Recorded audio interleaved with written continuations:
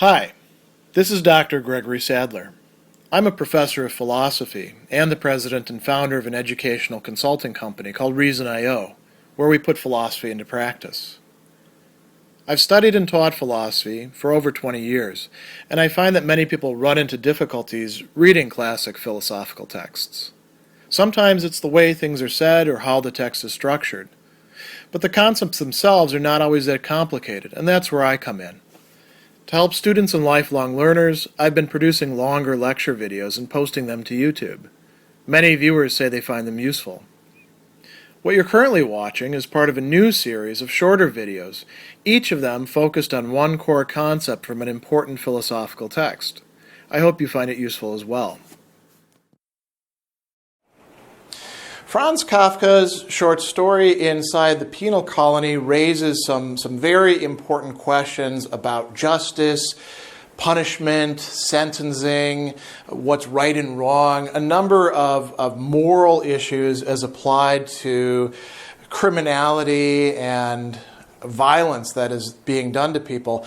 And one of the most central aspects of the story, indeed something that you could say the story, in fact, revolves around, almost a character in the story, is the machine. And the machine is supposed to do one task. It's supposed to inscribe justice, inscribe a punishment on the naked body of the person who is going to be killed by the machine in the end. So you could say, in a certain way, that the machine is a representation of the will, not of justice per se, but of the former commandant and the officer, a character who's in the story, who so identifies with him, sort of like the apprentice or you could say, the follower, the executor of the will of the former commandant. And it's important to remember, too,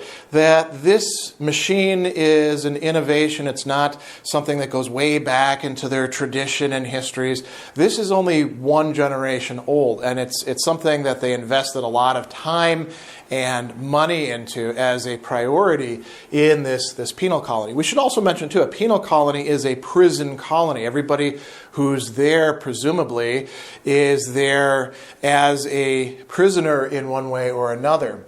And this machine develops, you could say, out of a mindset, as far as we can tell, because as usual with Kafka's stories, we're getting narrations and histories that we can't entirely trust and only reveal to us part of the picture, but sketch an entire world. There are some ideas, some really basic ideas about justice that are being embodied in the machine, in which bodies are being placed.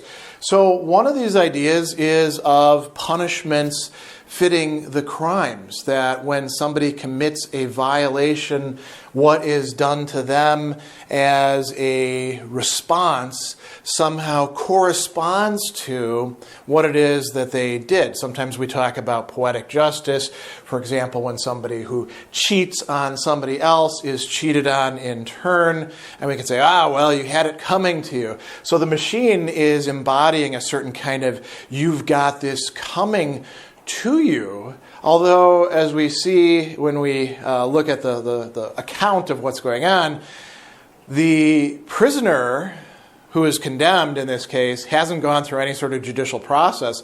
They're just ordered to get into this machine, and they don't actually know what's going to be happening until later on. The other thing that is directly tied to this, and you see this in a number of treatments of justice and punishment, is the idea that punishment shouldn't just be brutal. It shouldn't just wipe somebody out. It shouldn't just be revenge enacted on them. Part of the process of justice should lead to the punished person understanding the wrong that they did and perhaps even understanding that what is being imposed on them is in return just. So you put these two ideas together, punishment fitting the crime and the punished person understanding the wrong that they did and the rightness of the system. And there's a lot of ways in which you could work this out. You wouldn't necessarily need a machine like this. As a matter of fact, this machine may be a bad way of carrying that out, but this is what is decided upon by the commandant. And the amount of both work and expense on the one side and thought on the other shows that this was not something entered into very lightly.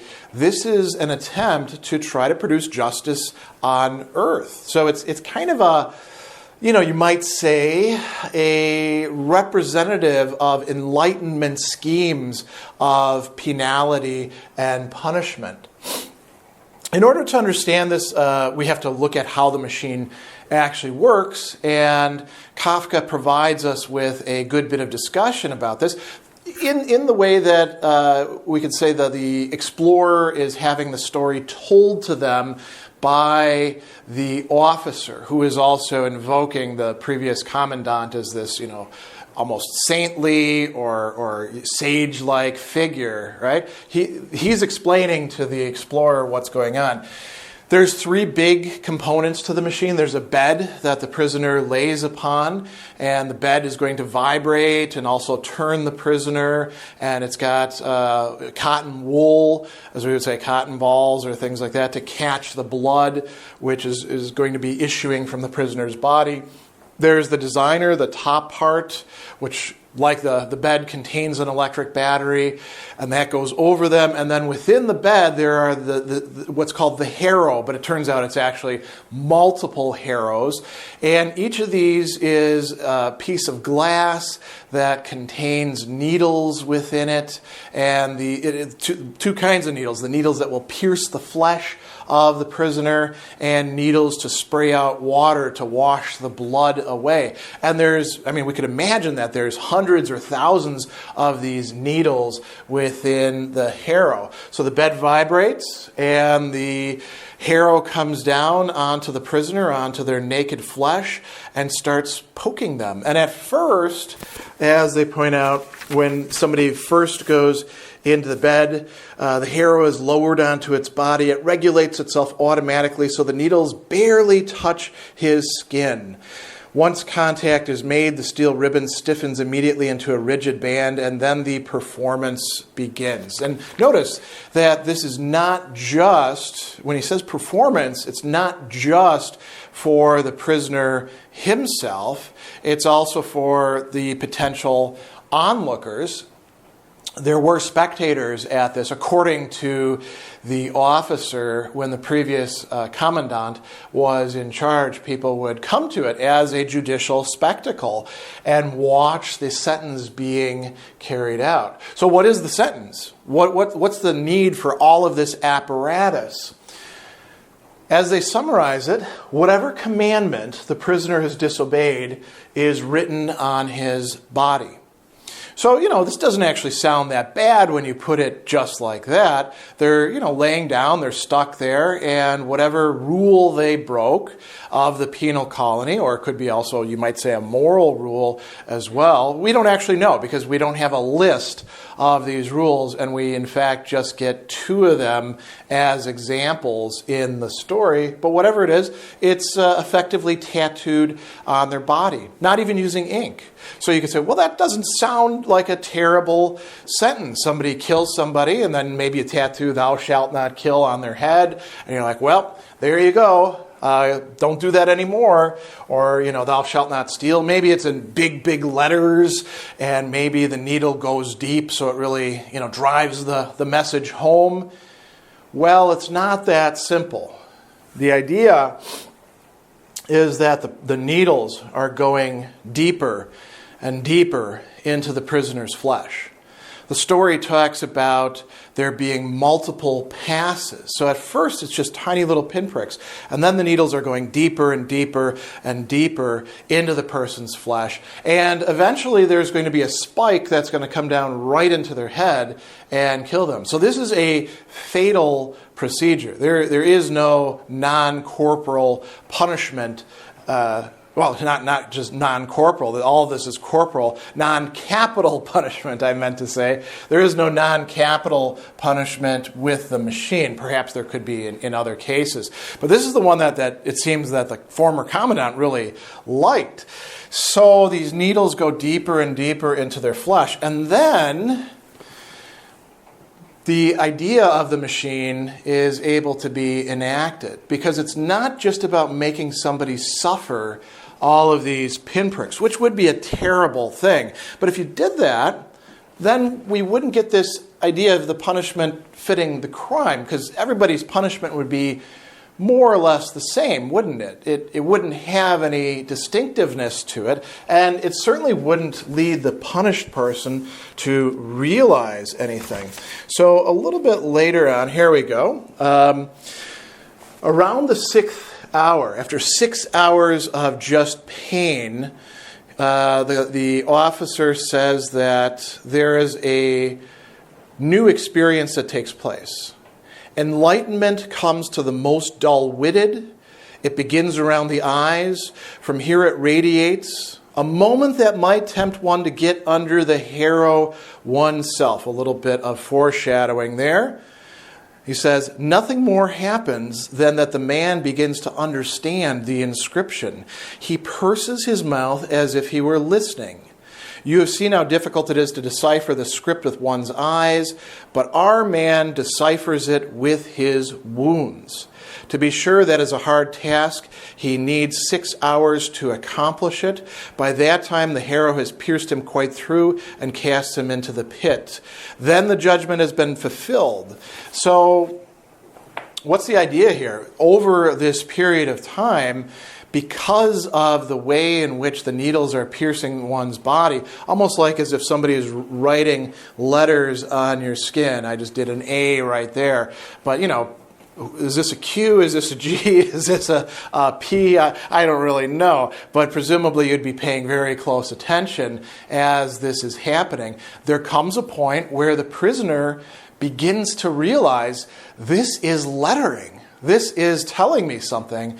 I can pay attention to it and figure out what is actually being written on me. And then when the prisoner realizes what the sentence is, the imperative, they realize what they did wrong, and now they're ready to pay the ultimate penalty for it, to be killed.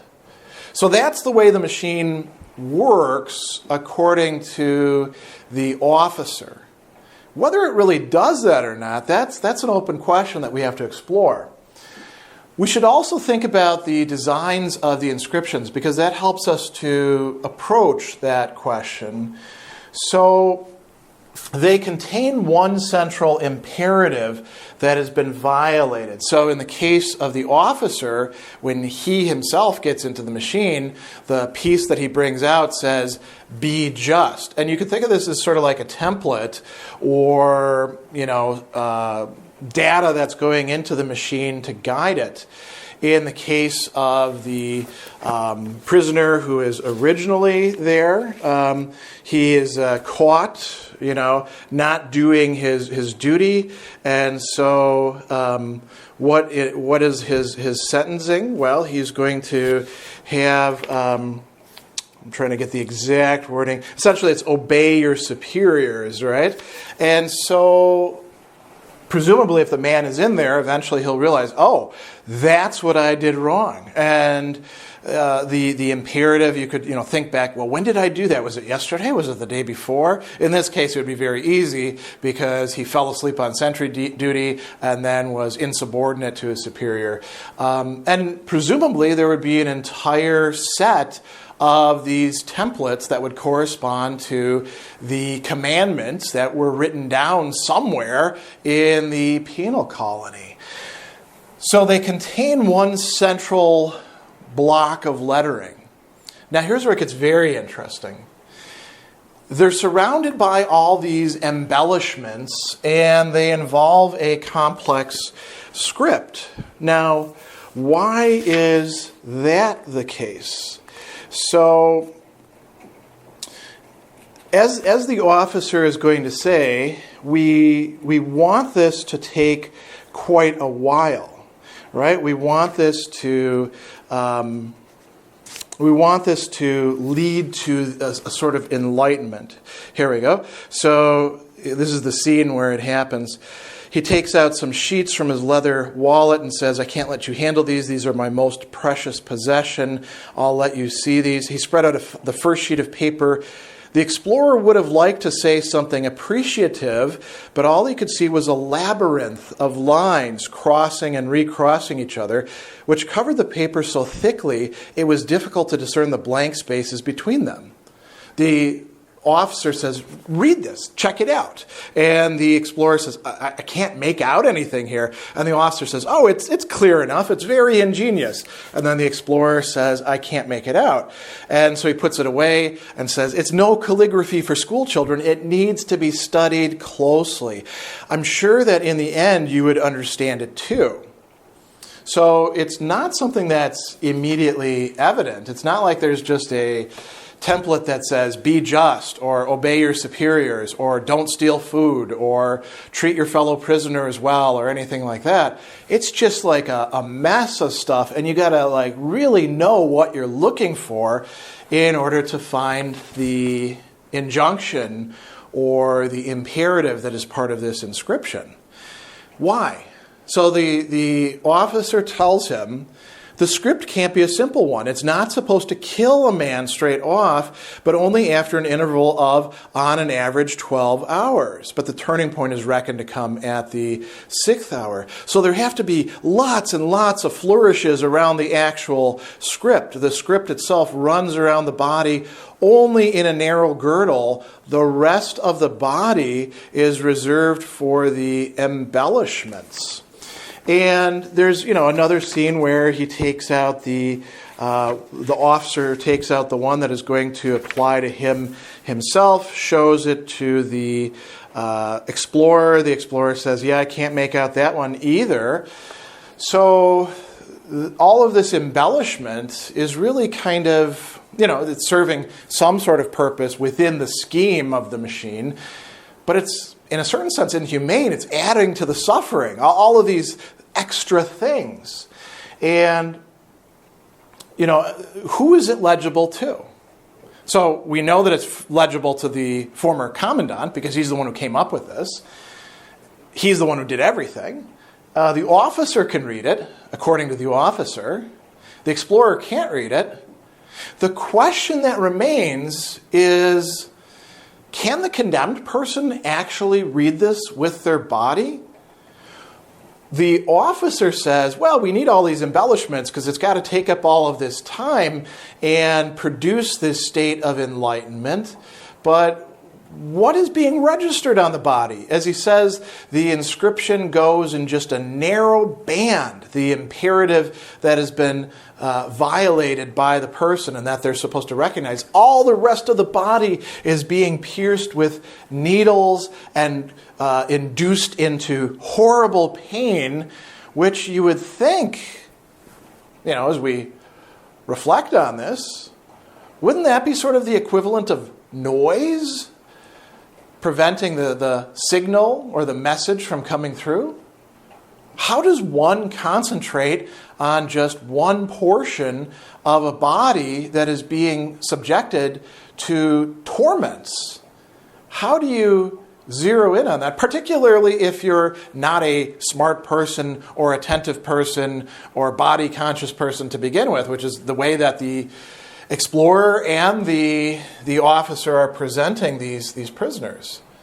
Maybe, and this is one suggestion, the machine is inscribing something on the person, but maybe there isn't any enlightenment that's taking place. Maybe this is really something that the commandant hoped for and the officer is projecting onto people that are being subjected to this machine.